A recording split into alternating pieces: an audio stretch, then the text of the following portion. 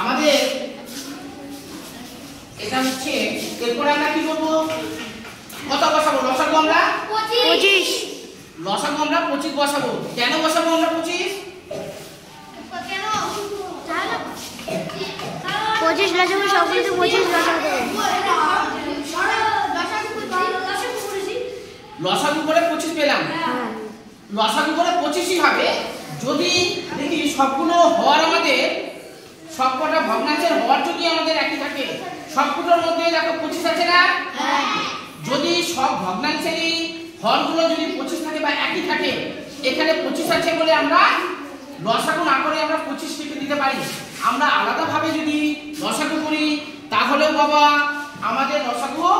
25ই হবে ঠিক আছে তাহলে আমরা 25 লিখে দিলাম লিখে দিয়েছি এই 25 দিয়ে 25 কে ভাগ করব কত পাবো 1 পাবো এই 25 দিয়ে 25 কে ভাগ করলাম 1 পেয়েছি 1 দিয়ে আমরা কি করব 8 কে কি করব গুণ করব বোঝা গেছে 25 দিয়ে 25 কে ভাগ করলাম 1 পেয়েছি এই 1 দিয়ে আমরা যেটা পেয়েছি অর্থাৎ 1 পেয়েছি 1 দিয়ে আমরা 8 এর সঙ্গে অর্থাৎ 9 এর সঙ্গে আমরা গুণ করব তাহলে কত হবে আমাদের 8 হবে 8 কে 8 তাহলে বুঝতে অসুবিধা না অসুবিধা নেই এই 25 দিয়ে 25 কে ভাগ করব কত পাবো 1 1 দিয়ে যদি 2 কে গুণ করি 2 এই 25 টা দিয়ে 25 কে যদি ভাগ করি কত পাবো 1 আর 1 দিয়ে যদি 7 কে গুণ করি 7 7 কে 7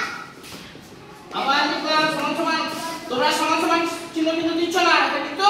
দিতে হবে এই 25 টাকে এখানে বসিয়ে দিলাম এবার যোগ করি 8 2 8 2 কত 10 আর 10 এর সাথে 16 না 17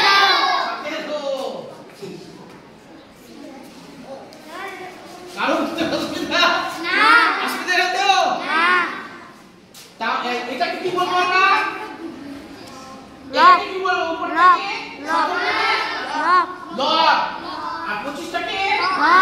হর